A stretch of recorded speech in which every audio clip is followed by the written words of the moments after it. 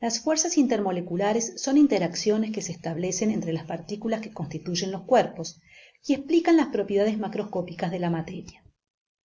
La materia como la conocemos está constituida por un número muy importante de partículas y en función de las interacciones entre ellas puede presentarse en estado sólido, líquido o gaseoso. Las fuerzas intermoleculares son las atracciones electrostáticas que unen las partículas en los sólidos y líquidos. Son más débiles que los enlaces, ya que se requiere menos energía para romperlas.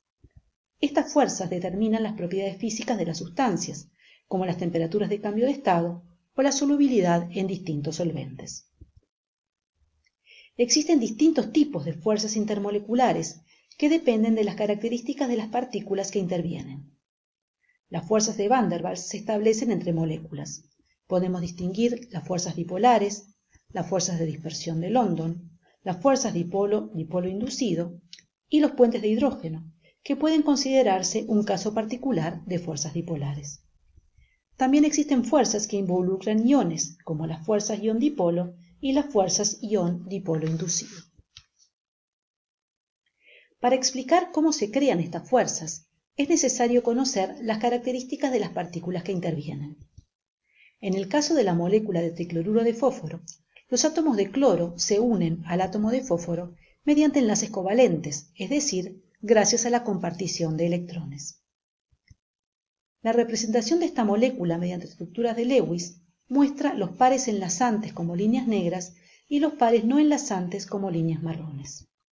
La diferencia de electronegatividad entre estos átomos permite determinar que entre ellos se forma un enlace covalente polar, por lo que la compartición de los electrones es desigual. Los átomos de cloro atraen más fuertemente los electrones del enlace. El estudio de la geometría de esta molécula, en la que el átomo central está asociado a 3 pares enlazantes y uno no enlazante, permite determinar que se trata de una geometría piramidal. De esta forma se obtiene la mayor distancia y por lo tanto la menor repulsión entre los pares de electrones que rodean al átomo de fósforo. La información anterior permite estudiar el carácter polar de la molécula. En este caso, la polaridad de los enlaces determina la existencia de cargas parciales negativas en torno a los átomos de cloro y una carga parcial positiva sobre el átomo de fósforo. Debido a la geometría de la molécula, se produce una distribución global asimétrica de las cargas en la molécula. Como consecuencia, la molécula de tricloruro de fósforo es polar. Es un dipolo permanente, ya que existen zonas de alta densidad electrónica y de baja densidad electrónica.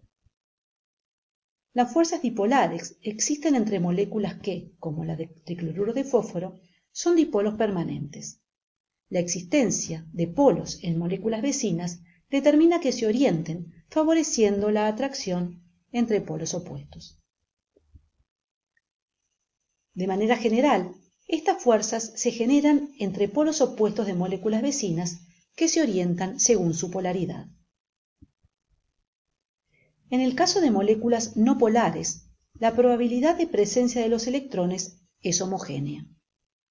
¿Cómo puede entonces explicarse que sustancias formadas por este tipo de moléculas existan en estado sólido o líquido?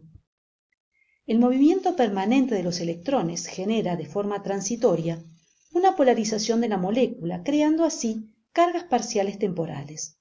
Esto produce la repulsión de los electrones de una molécula vecina y deforma su nube electrónica. La molécula se convierte en un dipolo inducido y se genera entre ambas una interacción atractiva. Las interacciones entre moléculas no polares resultan de la probabilidad de que la densidad electrónica no esté distribuida por igual en una molécula polar. Los dipolos temporales interactúan entre sí. La facilidad con la que se deforma la nube electrónica de una molécula aumenta cuando ésta tiene un mayor número de electrones, y esto intensifica las fuerzas de atracción. Este carácter dinámico determina que sean en promedio más débiles que las fuerzas dipolares. Sin embargo, a pesar de esto, tienen importantes consecuencias. También pueden existir entre moléculas polares y sus efectos se suman a los de las fuerzas dipolares. Las moléculas polares pueden también inducir la polarización de moléculas no polares, generándose así una fuerza de atracción entre ellas. Los puentes de hidrógeno también involucran moléculas polares, pero tienen características específicas que las diferencian. Cuando en una molécula hay un átomo de hidrógeno unido a un átomo pequeño y muy electronegativo, existe una marcada polaridad, que puede originar una fuerza de atracción con un átomo electronegativo y con pares solitarios de otra molécula. Los puentes de hidrógeno son fuerzas muy intensas y, a diferencia de las demás fuerzas intermoleculares, son altamente direccionales.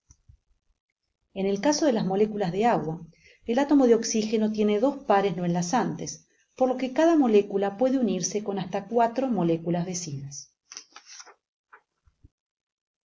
Los puentes de hidrógeno son responsables de estabilizar la estructura secundaria de las proteínas que se crean entre porciones enfrentadas de una misma molécula.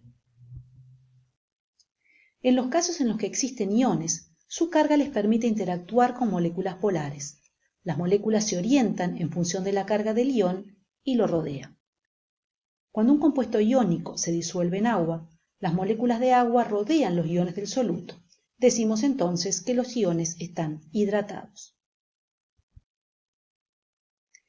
La presencia de un ion puede distorsionar la nube electrónica de una molécula apolar, y esta polarización crea una fuerza de atracción. A manera de resumen, presentamos los distintos tipos de fuerzas intermoleculares estudiados. En este esquema, las moléculas representadas dentro de una línea punteada corresponden a dipolos temporales o dipolos inducidos. Las fuerzas intermoleculares son débiles, pero al ser numerosas, sus efectos son muy importantes. Permiten explicar fenómenos, como por ejemplo, que el hielo flote en el agua o que los lagartos gecko puedan adherirse a paredes y techos desafiando la gravedad.